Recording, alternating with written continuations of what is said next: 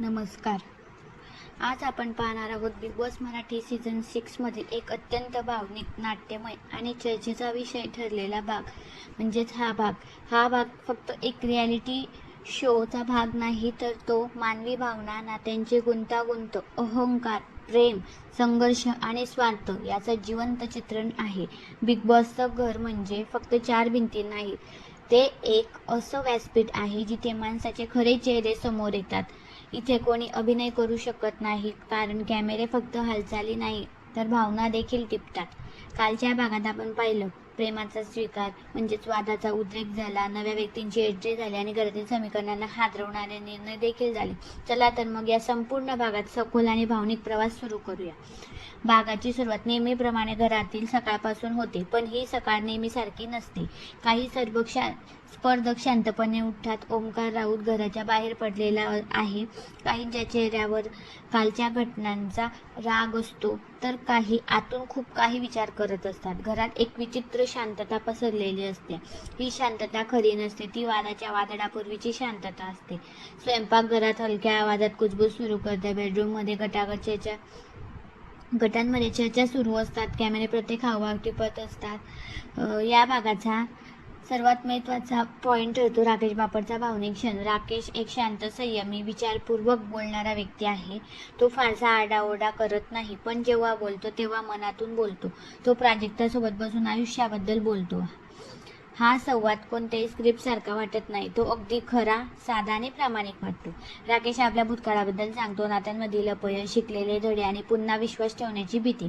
तो स्पष्टपणे सांगतो, आयुष्यात फक्त यश महत्त्वाचं नाही, तर कोणासोबत आयुष्य घालवतो हे अधिक महत्त्वाचं आहे.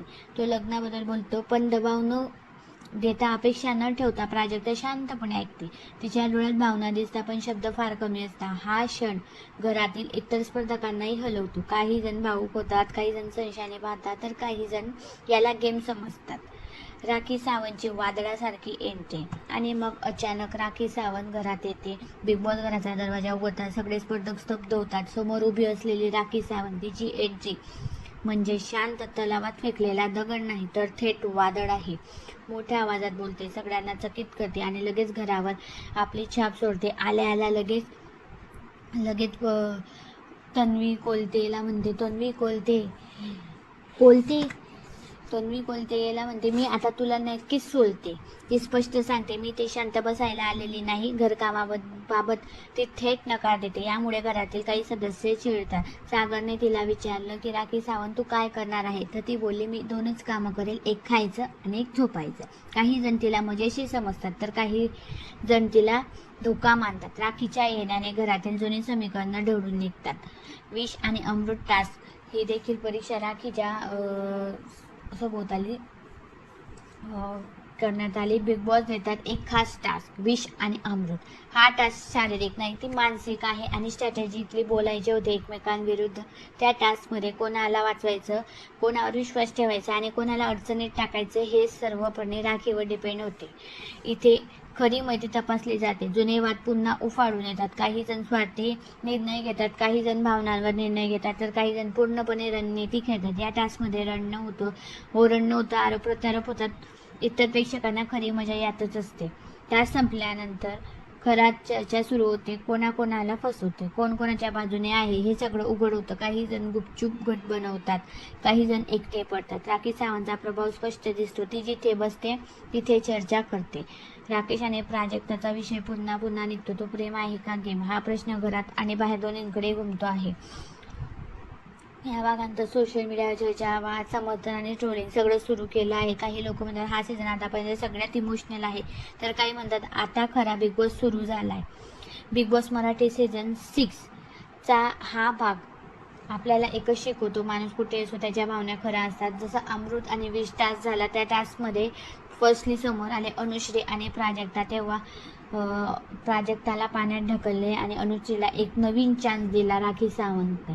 नंतर सेकंड आले प्रभू आणि सचिन. तर सचिनला देखील पाण्यात ढकलले आणि प्रभूला चान्स दिला, म्हणून प्रभूकडे आली पावरकी. त्यानंतर तन्वी आणि रुचिता दोघांमध्ये संभाषण झाले, थोडे बोलाबोली झाली. त्यानंतर तन्वी आणि रुचितामध्ये कम्पेअर केलं तर राखी बोलली की दोन्हीही सेम आहेत, पण एकाला द्यायचं झालं तर मी तन्वीला देईल आणि तन्वीला एक नवीन चॅनल देईल. तर पाण्यात टाकले आहे रुचिताला. नंतर करण आणि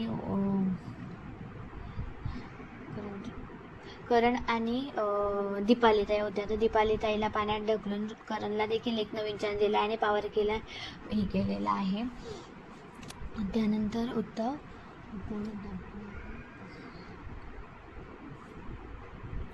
करणला देखील पाण्यात टाकले आणि नंतर पुढे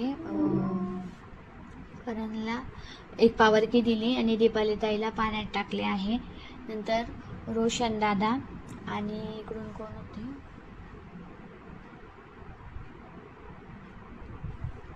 सागर आणि राकेश बापट देखील समोरासमोर आले. तर राकेश बापटला मुद्देच मांडता आले नाही, त्यामुळे सागरला पुढे करण्यात आले. सागरला पावरकीसाठी पुढे करण्यात पाठवले आणि राकेश बापट जे आहे त्यांना पाण्यात ढकललेले आहे. असा हा संवाद झालेला आहे. आणि रोशन दादाला देखील पावरकी मिळालेली आहे. रोशन दादा आणि आयुषमध्ये झाले, तर आयुषने गिवअप केला आणि रोशन दादाला चान्स मिळाला पावरकीचा. म्हणून या आठवड्यामध्ये पावरकी देण्यात आले आहे रोशन दादांना. अनुश्री, तन्वी, प्रभू, करण आणि सागर दादा. आणि आता लास्टमध्ये दाखवण्यात आले होते की जसं की मागचा टास्क ओमकार आणि विशाल भाऊ जिंकले होते. तर विशाल भाऊकडे ओमकार तर घराबाहेर गेला, पण विशाल भाऊंकडे पावरकी होती. तर त्या पावरकीचा इस्तेमाल करून त्यांना एका जणाला ज्याच्याकडे आता पावरकी आलेली आहे या 6 जणांपैकी एकाला बाद करायचे आहे. तर आता ते पुढील एपिसोडमध्ये दिसेल की विशाल भाऊ कोणाला बाद करतात. माणूस कुठेही असो त्याच्या भावना खऱ्या असतात. बिग बॉसचं घर म्हणजे आरसा आहे, तो आपल्याला दाखवतो. प्रेम कसं जन्म घेतं, अहंकार कसा नाती तोडतो आणि संयम कसा जिंकवतो. हा खेळ फक्त ट्रॉफीचा नाही, तो स्वतःला ओळखण्याचा प्रवास आहे. जर तुम्हाला हा सविस्तर वर्णन आवडलं असेल तर व्हिडिओला लाईक करा, चॅनलला सबस्क्राईब करा आणि कमेंटमध्ये तुमचं मत नक्की लिहा. पुढच्या भागात काय होणार आहे, कोणाचा गेम बदलणार, कोण घराबाहेर जाणार, हे सगळं जाणून घेण्यासाठी आमच्यासोबत नक्की राहा. हा सीझन आहे बिग बॉस मराठी 6, म्हणून इथे एंटरटेनमेंट फिक्स असं भाऊ बोलतात भाऊंच्या धक्क्यावर. धन्यवाद.